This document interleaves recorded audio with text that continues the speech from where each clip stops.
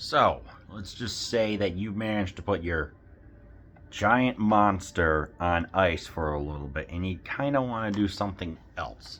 You could have your epic samurai movies, you could have Akira Kurosawa direct many things, or you can kind of take influence from what Ray Harryhausen was doing at the time with Earth versus the Flying Saucers, War of the Worlds, etc.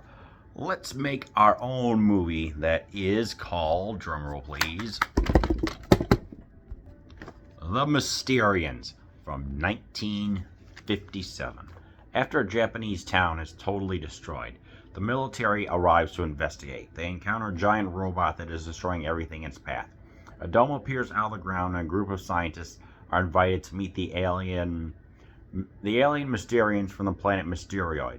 The Mysterians have come in peace. All they ask of humanity is 3 square kilometers of land and the right to interbreed with Earth women to repopulate their species. Outraged at such a suggestion, humanity declares wars on the Mysterians.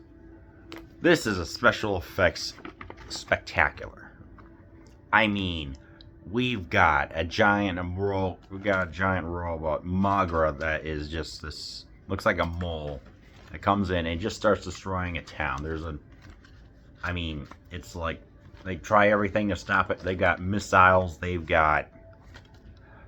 use these giant like satellite dishes to try and take it down. The guns and maybe even a little bit of fire doesn't work, but they do manage to subdue it. And it stands out because it's just this creature that is so weird but at the same time so cool, which would eventually return in Godzilla versus Space Godzilla in 1995. This one though, yeah, here's what he looks like. However, that's not it. The Mysterians, they actually want just something simple. I mean, there's hundreds of miles of just forest lands and just, I'm sure that there were some bimbos or sluts who were willing to give themselves to just breed for a little bit with the aliens. I mean, I wouldn't be surprised, and a whore or whatever, you know. But nope. No one didn't even get that chance. I mean, have you ever seen, what is that painting? The Fisherman's Wife's Desires, where there's a woman who's getting, there's a couple of octopi. They've got their tentacles. The woman is naked. You can infer from there. Just saying. But anyway, the Triumvirate is there. You know who they are. Yeah. I mean, we get some details on how, like, where they come from. There's a civil war going on hundreds of thousands of years ago, and who remains have been kind of like operating on the moon and Mars. And we get to find out they have personality. We can actually find out more. It's like they hate the heat. They need to be cold. When they fire a laser, they use a very powerful type of gamma ray or gamma beam, if you will. It can shoot up to 9,000 feet. And it's pretty much unstoppable. The little dome that they have, I mean, it takes a freaking arsenal just to get everything done. I mean, it's like having to create this very special type of aircraft to drop these satellite beams that reflect everything back. I mean, it's just incredible to look at.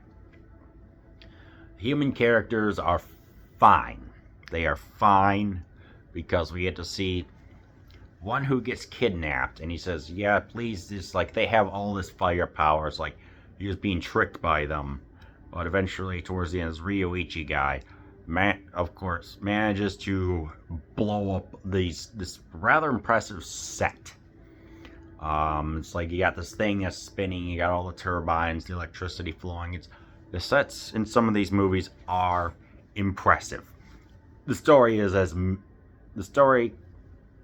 also balances well with it, because it's like, again, about using the hydrogen bomb to see, like, should we use it? What would be should we deploy it and annihilate the base, or would Tokyo and a whole bunch of other areas get annihilated as well?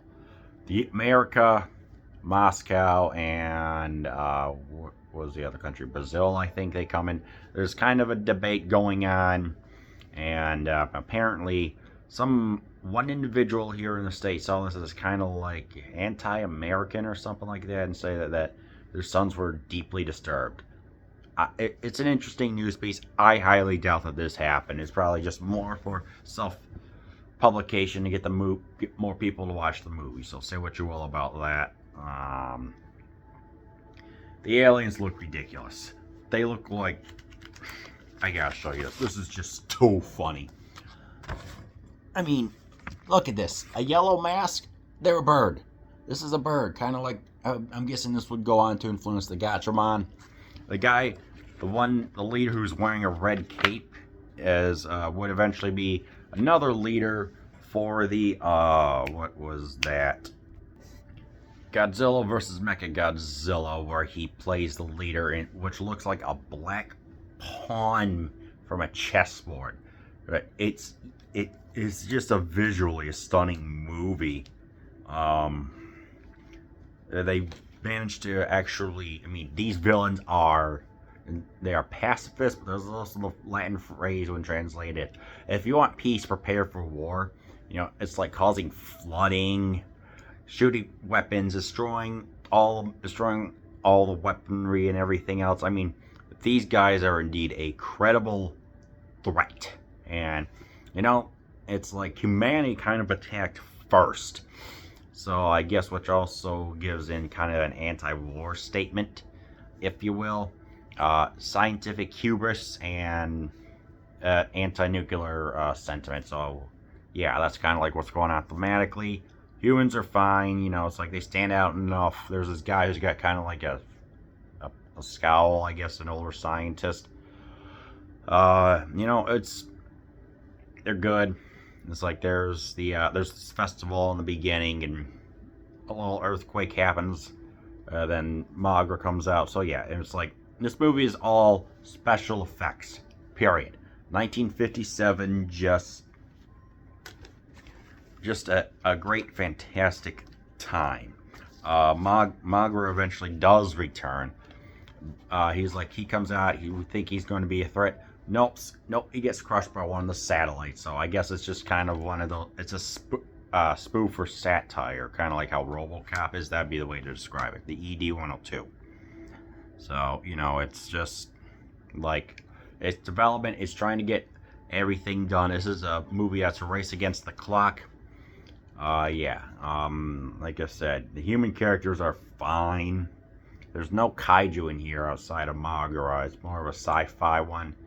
It's definitely Ray Harryhausen influenced. Goes by quickly, but there is indeed repeated footage of some of the like missiles that are launching, and people maybe look at the costumes and be like, "This is ridiculous."